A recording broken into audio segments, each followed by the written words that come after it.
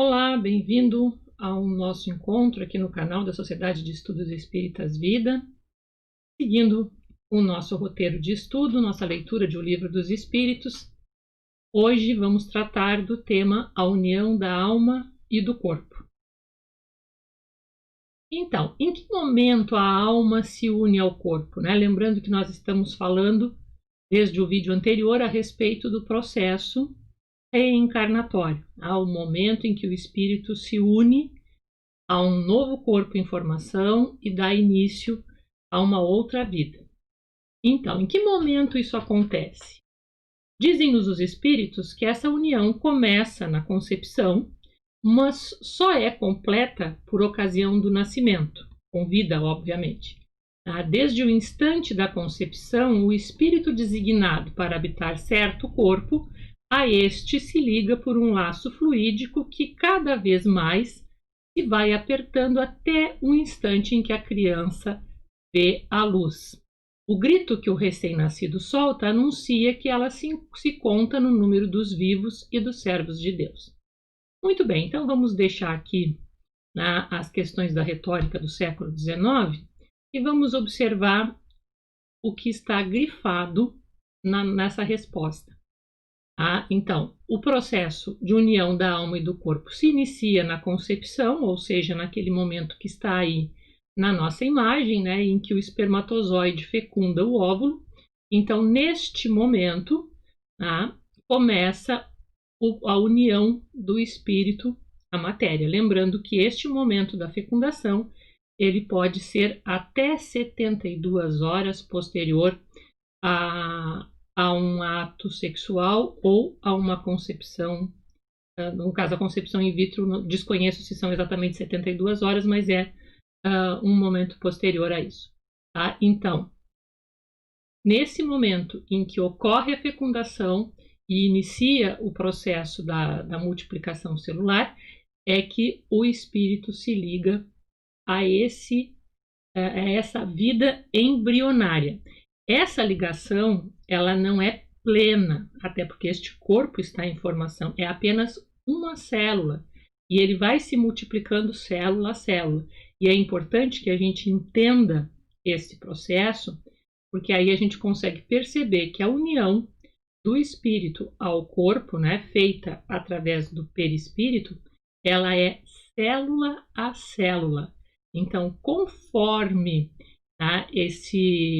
esse óvulo fecundado vai se multiplicando, vai se expandindo, vai se transformando, né, até chegar à condição do feto, ele vai sofrendo esse processo de multiplicação celular, e esse laço que se estabelece, ele é muito importante que a gente preste atenção, né? Porque, pessoal, desde o instante da concepção, o espírito designado para habitar certo corpo, a este se liga por um laço fluídico. Então, está recordando aqui o princípio de que é sempre pré-designado o espírito para aquela encarnação, até porque ele já vem com toda a programação e com toda a elaboração, inclusive já vimos, né, muitas vezes com relação ao próprio corpo. Então, é o espírito que preside a formação deste corpo, e neste momento em que existe a fecundação, se liga um laço fluídico, o famoso cordão de prata, tão conhecido, começa aqui a sua existência. É ele que vai ligar o perispírito do espírito reencarnante a este óvulo fecundado e começar a partir deste momento, então, durante todo o processo de gestação, essa ligação vai se tornando cada vez mais apertada, ou seja, cada vez mais vai se ligando o perispírito às células deste corpo, e por sua vez juntamente com o espírito. Então, cada vez mais ele vai se ligando célula a célula a este corpo em formação, e durante o processo de gestação, então, nós vamos ter mais alguns fenômenos importantes que a gente vai ver nas próximas questões aqui adiante. Então, é definitiva a união do espírito com o corpo desde o momento da concepção? Isso já foi respondida, né? Que ela, no sentido de que não poderá ser substituída por outro corpo, por outro espírito, né? Porque já aquele laço né? E o espírito, toda aquela função que nós acabamos de comentar, de que é o espírito que preside a formação do corpo conforme as suas necessidades. Tá? Durante esta primeira fase, poderia o espírito renunciar a habitar o corpo que lhe está designado? Tá? Então, vamos ver o que diz, né? Mas os laços que ao corpo o prendem são ainda muito fracos. Facilmente se rompem e podem romper-se por vontade do espírito, se este recua diante da prova que escolheu. Esse tema do recuar diante das provas, nós já comentamos, né, em vídeos anteriores. Recomendo que, se você não está lembrado, dê uma olhadinha nos anteriores para recordar. Tá? Então, esse laço, tá, ele é frágil. Isso também é importante que a gente grave, né? Então, o espírito, a união não é definitiva, ela está vinculada por um laço no momento da concepção e durante a gestação, e é um laço tênue. O que faz o espírito se o corpo que ele escolheu morre antes de se verificar o nascimento? Ou seja, se ocorre, por algum motivo, um abortamento espontâneo. Escolhe outro. Tá? Vai recomeçar uma nova etapa. Qual é a utilidade dessas mortes prematuras? Dão-lhe causa, as mais das vezes, as imperfeições da matéria. Então, é sabido que há uma grande ocorrência de abortamento espontâneo, principalmente nos primeiros 3 meses de gestação. Há muitas vezes pessoas, por que aconteceu isso? O que houve com o espírito? Não houve nada mais, nada menos do que exatamente aquilo que a ciência hoje, no século XXI, nos explica. Tá? Uma má formação, um problema orgânico, né? Uma má formação do feto, algo desnecessário ao espírito, um problema material que ocorreu. Né? Como este vínculo ainda é frágil, há realmente o abortamento e irá se iniciar posteriormente um outro processo de gestação. É apenas uma questão material, não tem maiores vínculos, né? Como está aqui, a regra geral, dão-lhe causa, as mais das vezes, as imperfeições da matéria. Então, a grande maioria desses abortamentos, né, nos primeiros meses de gestação, tem realmente a causa que a ciência aponta: imperfeição da matéria. Okay? Sem maiores dramas, sem maiores conflitos, né? São situações dolorosas, são difíceis, porém elas são apenas materiais. Aí se deve entender que havia ali uma questão que acarretaria um problema orgânico desnecessário tanto ao espírito quanto aos pais daquela criança que estava por vir. Portanto, esse processo orgânico é abortado e ele irá se reiniciar mais adiante. Que utilidade encontrará um espírito na sua encarnação em que um corpo morre poucos dias depois de nascido? Então, aquelas existências de poucas horas, poucos dias, meses, né? Um tempo curto de vida. O ser não tem, então, consciência plena da sua existência. Né? O ser é encarnante. Né? Ele está dentro daquele processo de perturbação reencarnatória que nós vimos no vídeo anterior, né? Como estado emocional do espírito antes de começar este momento que estamos analisando agora. E a gente vai ver que ele tem, durante o processo de gestação, mais algumas ocorrências. Então, o espírito ele não tem consciência plena nesses primeiros meses e até alguns anos de vida. Então, para o espírito reencarnante, essas vidas tão curtas, né, de alguns dias, de pouquíssimo tempo, ele não tem consciência nem que ele está existindo. Né? Então, assim, a importância da morte é quase nenhuma. Conforme já dissemos, o que há nesses casos de morte prematura é uma prova para os pais. Aí sim, né? Então, diferente daquela situação do abortamento espontâneo, que é uma má formação do feto e não tem nenhuma outra explicação senão essa. Quando acontece de uma gestação toda, né, transcorrer, chegar ao termo, ou o bebê nascer, ter um pouco tempo de vida, né, o que acontece é uma prova para os pais, porque realmente serão eles que tirarão aprendizado dessa experiência dolorosa. Então, para o espírito que animou aquele corpo por tão pouco tempo, muitas vezes ele apenas serviu de auxílio a essa prova, né, por ter vínculos de afeto com os pais e ter interesse na sua evolução, se presta a essa experiência, né, a essa vivência. No entanto, quem vai tirar realmente lições, aprendizados dessa triste experiência são os pais, e é por isso que para eles isto é uma prova. Quando falha por qualquer causa a encarnação de um espírito, é ela suprida imediatamente por outra existência? Ou seja, né, vamos voltar àquele tema, né, do abortamento espontâneo. Vai ser imediato que ele vai retornar, né, numa outra existência?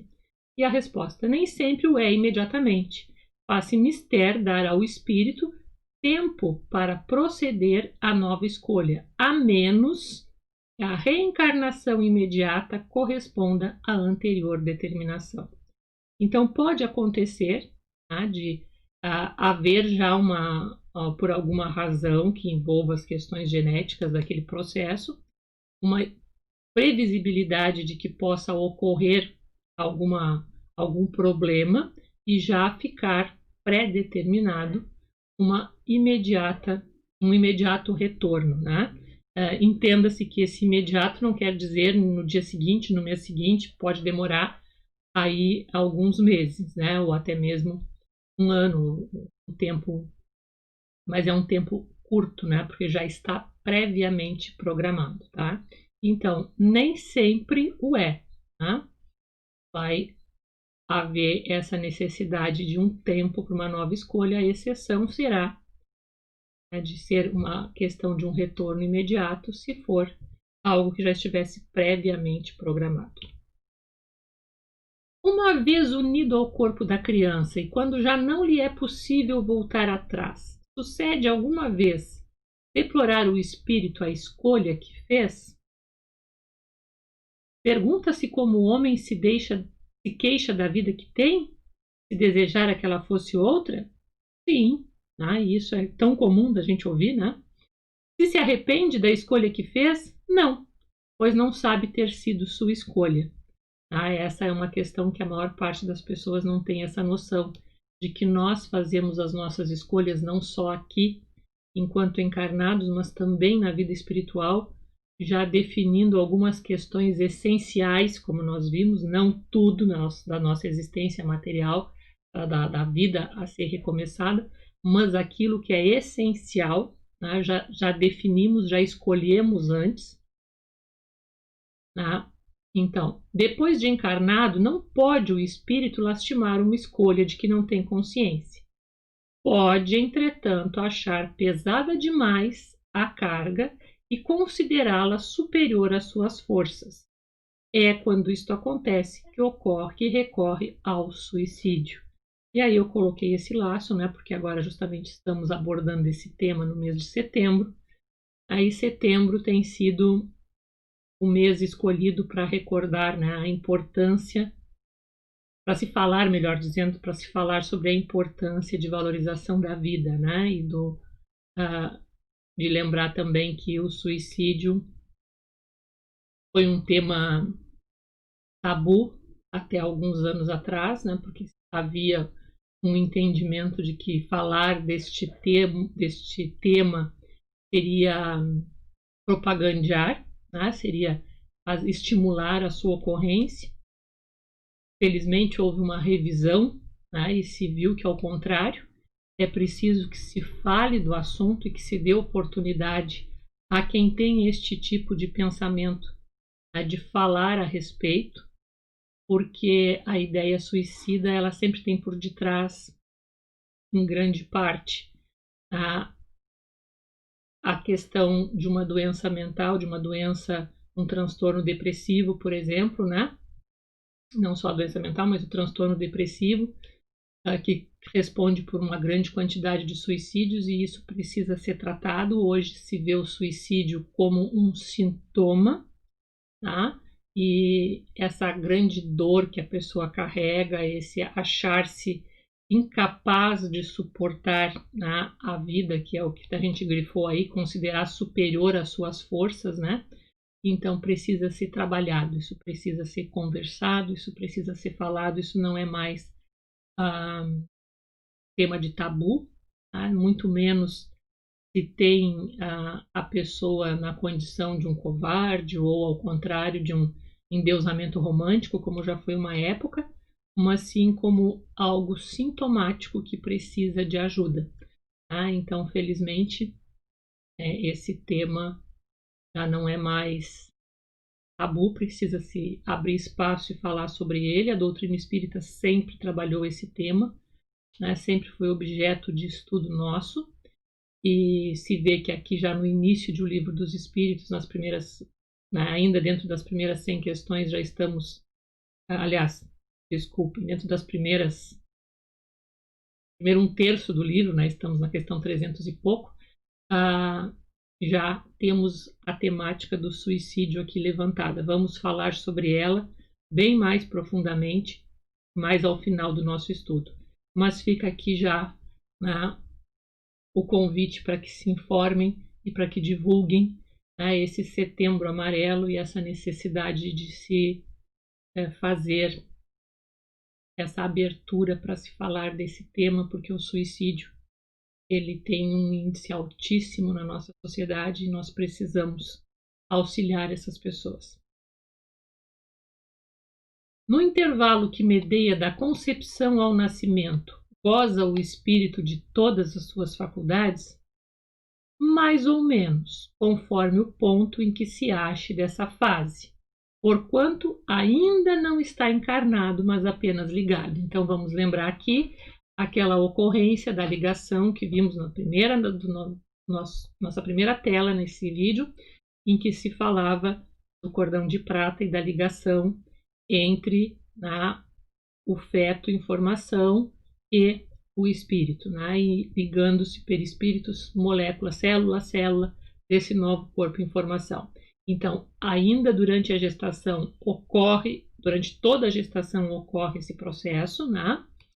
E esse processo também determina a ocorrência de alguns outros fenômenos que serão também considerados dentro do processo reencarnatório causa de perturbação para o espírito. Tá? Então, vamos seguir aqui. A partir do instante da concepção, começa o espírito tomado de perturbação que o adverte que lhe soou o momento de começar nova existência corpórea. Então, vamos lembrar, né? Aquela imagem que se falou no vídeo anterior, do cego próximo da fogueira, né? Então, aqui ele está ciente, né? Ele se aproximou dessa fogueira e começou esse processo. Né? Ele sabe que ele está ali. Então, aquele processo de perturbação emocional, de alta ansiedade, de um estado de tristeza profundo, de luto, né, vai somar o processo físico da reencarnação, que vai determinar para o espírito mais alguns fenômenos causadores de perturbação. Então, essa perturbação cresce de contínuo até o nascimento, portanto, ela começou na fecundação e ela vai até o período de nascimento, gerando estes fenômenos que nós vamos falar logo na sequência. Tá? Então, nesse intervalo, desde o momento da fecundação até o momento do nascimento, seu estado é quase idêntico ao de um espírito encarnado durante o sono. Aqui já estamos antecipando o tema do nosso próximo capítulo de estudo, que é a questão da emancipação da alma, né? Mas fica já o alerta, né? Que o espírito, durante o sono, ele goza de uma liberdade, do estado de semi-liberdade, né? Ele mantém-se ligado ao corpo por esse mesmo cordão de prata, no entanto, ele tem liberdade no mundo espiritual. Então, o bebê, durante o espírito, né, que vai reencarnar neste feto, nesse bebê que irá nascer, tá? Ele vivencia esse mesmo estado, ele está preso àquele feto que está no útero materno, tá? Através desse cordão de prata, e o espírito goza de uma semi-liberdade, tá? Enquanto esse processo está avançando. E vejam, né? Então ele está ligado ao feto que está no útero da mãe, portanto ele também está ligado ao corpo materno, tá? Porque o feto está ligado pelo cordão umbilical diretamente ao corpo da mãe. Então nós temos aí uma coisa que nós vamos ver, né? Que este vínculo que se forma, ele é chamado um vínculo de simbiose, tá? Ou seja, onde esta mãe, por este espírito, vai ter consciência do que está se passando. Ele está acompanhando também. Aí, quanto mais a gestação avança, mais próximo e mais apertado esse vínculo e esse processo de simbiose se torna. Tá? Por isso que a gente nota muitas vezes em algumas gestantes algumas mudanças de personalidade. Depois, com o passar do tempo, quando vemos a criança ou até mesmo já mais adolescente, começa a se identificar que aqueles traços que apareceram diferentes na personalidade ou nos gostos da mãe, na verdade eram do espírito, né? Ela estava já sofrendo uma espécie de influenciação, né? André Luiz fala muito a respeito disso. Caso tenham interesse, recomendo a leitura do livro Mensageiros da Luz, tá? Em que ele fala sobre isso, e também Entre a Terra e o Céu, ele aborda esse tema aqui da perturbação reencarnatória e desse processo, né, descrevendo alguns detalhes a respeito. Então, essa perturbação cresce de contínuo até o nascimento. Nesse intervalo, seu estado é quase idêntico ao de um espírito encarnado durante o sono, e à medida que a hora do nascimento se aproxima, então, quando a gestação já está indo, né, para as suas fases, tipo, depois do sexto, sétimo mês, o que começa a acontecer?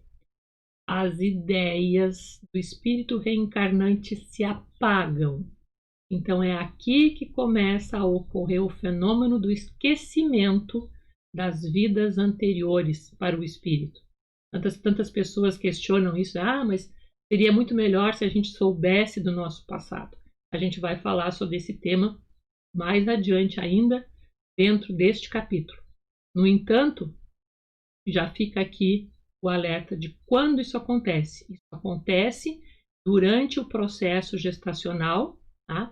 E a matéria, conforme o feto se desenvolve, quanto mais ele está crescido e mais pronto para o nascimento, isso exerce sobre o espírito o efeito de apagar as suas lembranças das vidas anteriores e ele poder reencarnar, portanto, como uma nova, assim como se fosse uma folha em branco de um livro que está sendo escrito, né? Os capítulos anteriores estão passados e há uma nova sequência de páginas a serem escritas. Tá? Então, acontece essa perda, né, de lembranças e também, né, a perda da sua identidade psicológica, do que ele foi. Né? Porque uma vez que se apaga as lembranças do passado, ele vai apagar de tal maneira que vai apagar também a personalidade que teve anteriormente. Tá? Então, se antes ele foi um homem e está reencarnando em um corpo feminino, aquela lembrança e as características de personalidade que tinha se apagam. Restará apenas tudo o que ele aprendeu, a capacidade intelectual, né?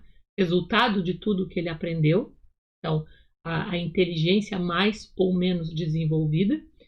Restará integralmente a sua experiência emocional, tá?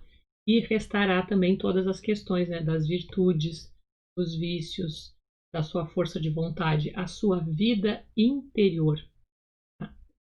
intacta. No entanto, aquela identidade psicológica, aquelas lembranças mais da vida anterior, elas estarão apagadas, bem? Do qual deixa de ter consciência na condição de homem logo que entra na vida. Então, esqueceu, tá? Essa lembrança, porém, a lembrança das vidas anteriores, lhe volta pouco a pouco ao retornar ao estado de espírito, isso já falamos, né? Então, o espírito guarda essas lembranças do passado, tá? Mas há uma parte, uma superfície, vamos chamar assim, o ego, né? Que fica apagado e terá que ser formado novamente, que é essa parte da nossa mente que lida com o real, que diz quem nós somos hoje, o que nós estamos fazendo, como nós estamos lidando com as nossas coisas, é a nossa personalidade atual. Então, isto é apagado durante o processo de gestação e o espírito renasce, necessitando formar um novo ego, uma nova personalidade no contato com a sociedade, principalmente no contato com a família, com os pais que o irão receber. Então aqui, né, vamos ver que a perturbação reencarnatória é, antes da fecundação, que vimos no vídeo anterior, uma perturbação de caráter emocional, caracterizada por ansiedade e luto, e agora, como acabamos de ver, durante a gestação, ela irá se intensificar, né? E isso vai ser decorrente desse estado de simbiose com a mãe biológica, a perda de identidade e a perda de memória, tá? Dos fatos. Imediatamente ao nascer, recobra o espírito a plenitude das suas faculdades, quer dizer, ele vai, como é que vai se desenrolar esse processo de perturbação? Quando é que ele vai cessar? Tá? Não. Elas se desenvolvem gradualmente com os órgãos. O espírito se acha numa existência nova, preciso é que aprenda a serviço dos instrumentos de que dispõe. As ideias lhe voltam pouco a pouco, como a uma pessoa que desperta e se vê em situação diversa da que ocupava na véspera.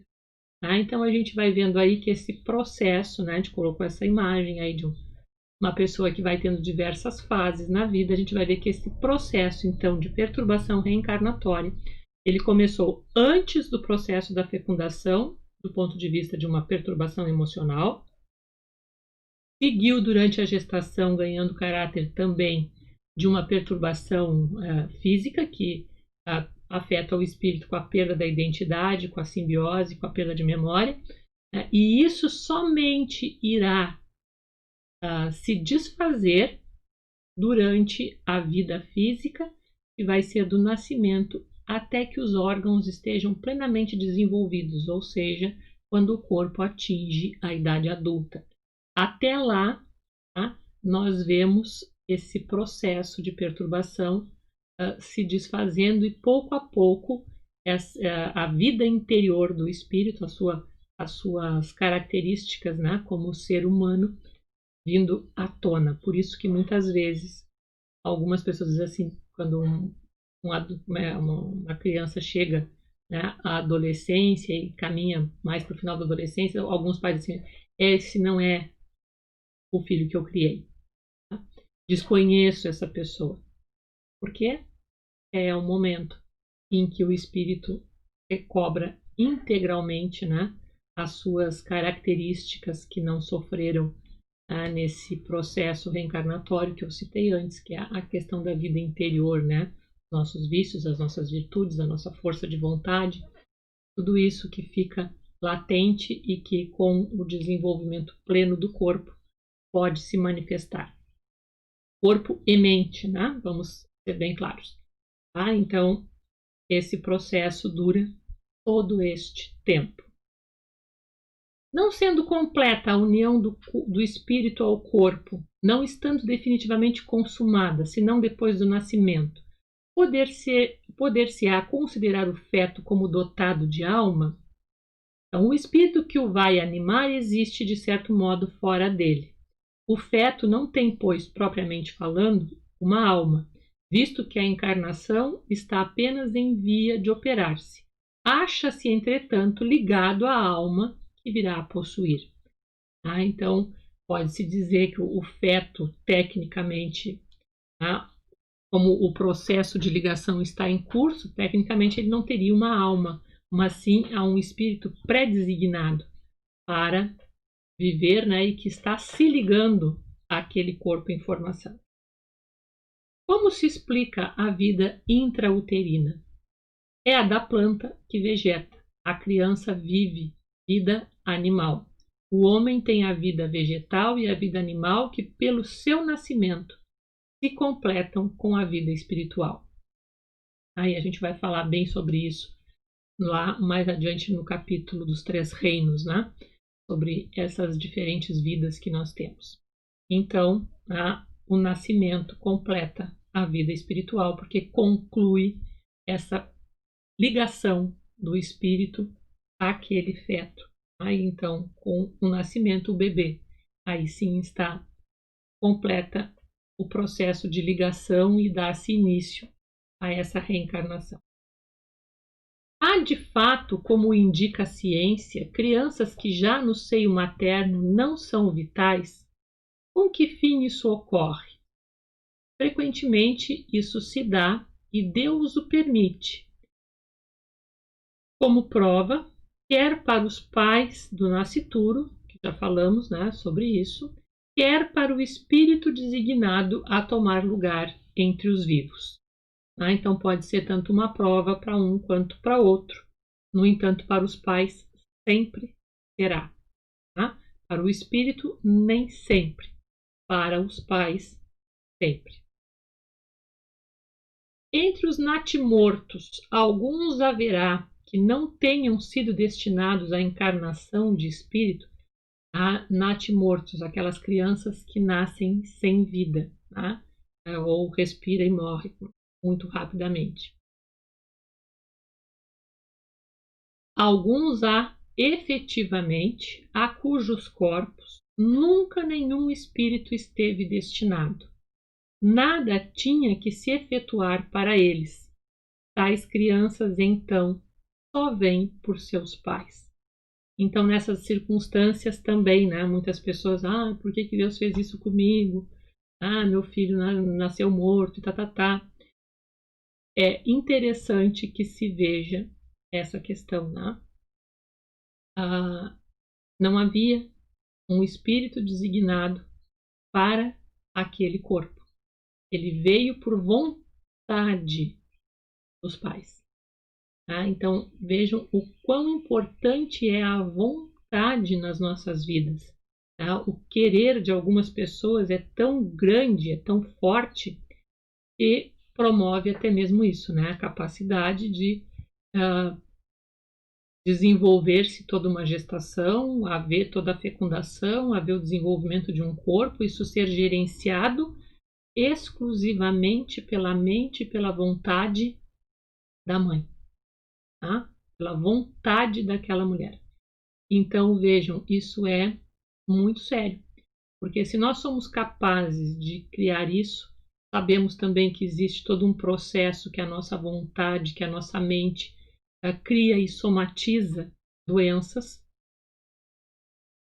Também podemos pensar que se essa vontade, se a nossa mente, aliada à vontade, tem tamanho poder de nos criar causas de sofrimento tão grandes, elas também têm o poder de fazer com que a gente se transforme naquilo que Jesus dizia: vós sois deuses e tudo que eu faço, podereis fazer e muito mais. Então, precisamos prestar muita atenção e conhecer bem. Nos conhecermos e conhecermos o poder da nossa vontade. Sabermos direcioná-la, porque ela é uma grande alavanca, junto com os nossos sentimentos, ela vai nos impulsionar ao progresso ou nos causar muitos sofrimentos e literalmente nós somos a causa. Pode chegar a termo de nascimento um ser dessa natureza, uma gestação que tem por caráter, né, essa vontade somente dos pais? Algumas vezes, mas não vive. Então vai ser literalmente aquele caso em que o bebê vai nascer, mas morrerá em pouco tempo, porque é apenas o tempo de aquele fluido vital que impregnava aquela matéria, né, que vem do corpo da mãe, esvair e ele não seguirá vivendo, porque não há um espírito que dê continuidade a esse processo e a matéria, sem o espírito, ela não se mantém organizada. Segue-se daí que toda criança que vive após o nascimento tem forçosamente encarnado em si um espírito? Que seria ela se assim não acontecesse? Não seria um ser humano. Tá? Então a regra geral é essa. O espírito é predestinado ao corpo, tá? Ou seja, ele antes da formação do corpo existe a designação do espírito que o irá habitar, e se a criança nasce com vida, há um espírito ali encarnado. Né? Se ela nasce com vida e sobrevive a alguns dias, há ali um espírito encarnado. Que consequências tem para o espírito o aborto? Agora vamos falar sobre a questão do aborto provocado também. Tá? Lembrando que aqui nós vamos dar apenas os princípios, tá? E podemos discutir isso nos nossos, tanto aqui no espaço dos comentários do vídeo, quanto para os grupos de estudo nos nossos grupos de WhatsApp. Tá? Então, que consequências tem para o espírito o aborto? É uma existência nulificada e que ele terá de recomeçar. Tá? Então, para o espírito será uma grande decepção, tá? Porque estamos vendo aqui tudo o quanto ele passa, tá? Tudo quanto todos nós passamos para reencarnar, né? Essa preparação, esse estado emocional, o que significa para o espírito ligar-se à matéria, esses fenômenos que nós acabamos de explicar, né? Que ocorrem durante a gestação. Então, um abortamento, tanto espontâneo quanto provocado, para o espírito é uma causa de decepção. No entanto, ele não irá morrer por isso, obviamente que não, né? Sabemos que todo espírito é imortal, então ele vai ter de recomeçar uma nova vida, né? E vai ter também de se recuperar desse estado que ele experimentou aí. Constitui crime a provocação do aborto em qualquer período da gestação? E a resposta dos espíritos é bastante ampla. Dizem que há crime sempre que se transgride a lei de Deus. Uma mãe ou quem quer que seja cometerá crime sempre que tirar a vida a uma criança antes do seu nascimento. Por isso que impede uma alma de passar pelas provas a que serviria de instrumento o corpo que se estava formando. Então vejam bem, né? Os espíritos aqui não colocam a responsabilidade apenas sobre a mulher, tá? Mas também sobre todos aqueles que estão em torno dela, né? E que podem levar a essa situação. A gente sabe que a questão do aborto ela é uma questão muito ampla, é uma questão que tem causas sociais muitas vezes bastante sérias. Mães em estado de miséria, mães em estado de locais de extrema violência, insegurança, doença, enfim. Tá? A nossa condição aqui no Brasil não nos permite generalizar, né, nessa questão.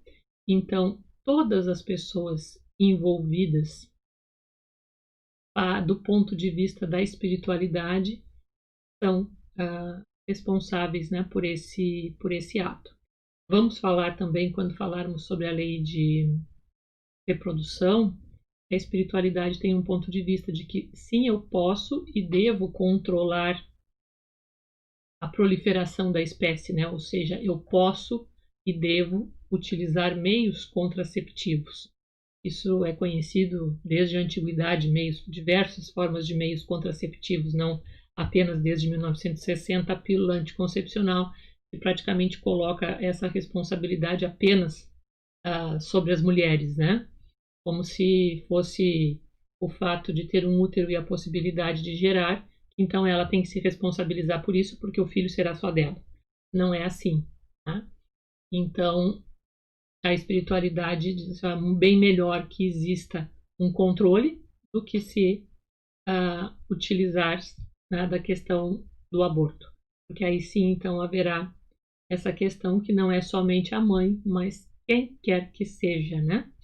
Que se irá se responsabilizar, então, o pai em primeiro lugar, porque não existe uma gestação sem que exista material genético de homens e de mulheres. Tá? Então, sempre haverá um pai. Então, é preciso que isto seja também de responsabilidade conjunta, assim como também da questão social do entorno. Dado o caso que o nascimento da criança pusesse em perigo a vida da mãe dela, haverá crime em sacrificar-se a primeira para salvar a segunda? Ou seja, o que Kardec está perguntando? Se essa regra do abortamento ela é invariável, sim, em qualquer circunstância não se deve fazer. E os espíritos vão deixar uma outra regra, né? Que preferível é se sacrifique o ser que ainda não existe a sacrificar-se o que já existe quando houver perigo à vida da mãe.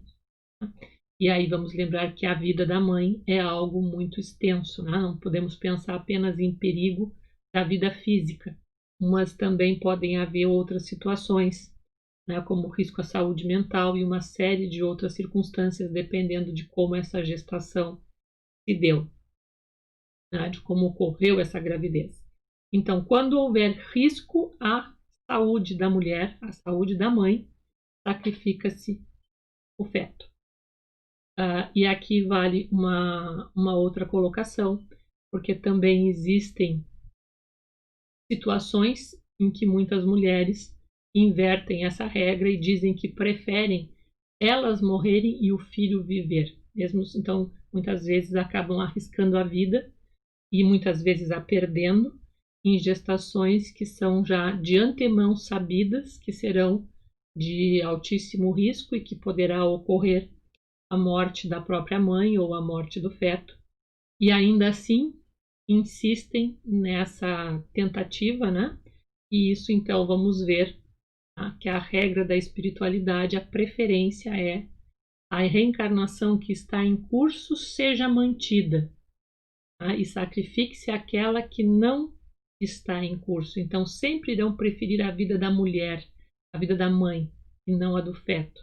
Então essa lógica da espiritualidade, às vezes numa situação de um romantismo dramático, algumas mulheres pensam assim, não, eu prefiro sacrificar a minha vida para que o meu filho tenha, para ter um filho. Isso, do ponto de vista espiritual, incorre numa situação de suicídio. Tá? Então é preciso reflexão sobre isso, né? Porque existem muitas maneiras de se exercer maternidade que necessariamente não precisam de um processo de gestação biológica. Será racional ter-se para com um feto as mesmas atenções que se dispensam ao corpo de uma criança que viveu algum tempo? Ou seja, né, como é que eu vou lidar então com os restos mortais, né?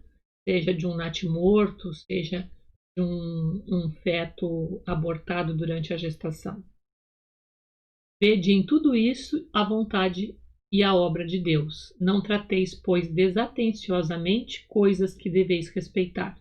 Por que não respeitar as obras da criação, algumas vezes incompleta por vontade do Criador? Tudo ocorre segundo os seus desígnios e ninguém é chamado para ser juiz, tá? De coisa alguma. É bom sempre a gente lembrar, né, que a nossa consciência é que nos guia, a nossa consciência. Então, respeito, né? É isso que a espiritualidade recomenda. Que não se jogue no lixo, que não se trate de forma descuidada. Dê-se a isso um destino respeitoso. Então vamos recapitular um pouquinho do que a gente falou nesse vídeo. Primeiro, que a ligação do espírito com o corpo começa na fecundação, aprofunda-se na gestação e completa-se no nascimento com vida. Segundo, aqui em casos de abortamento espontâneo, eles são frequentes e a causa desses abortamentos espontâneos geralmente é a imperfeição da matéria. As mortes prematuras, aquelas de poucos dias, constituem prova para os pais. Há casos em que somente, também a outra situação, há casos em que somente pela vontade dos pais se dá a gestação sem um espírito para reencarnar. A perturbação reencarnatória, então vai se compor de ansiedade e luto, mais o que vimos neste vídeo, o estado de simbiose com a mãe biológica, a perda de identidade e a perda de memória. E ela vai cessar com o desenvolvimento pleno dos órgãos físicos e mentais. O aborto provocado é responsabilidade da mãe e de qualquer pessoa que lhe dê causa. Em caso de risco de vida da mãe, deve-se preferir a vida da mãe à do feto, no caso, então, está plenamente autorizada e totalmente lícita a prática do abortamento. Na nossa próxima, aqui ficam as nossas referências, então, E na nossa próxima reunião, nosso próximo encontro, vamos abordar faculdades morais e intelectuais do homem. Até breve!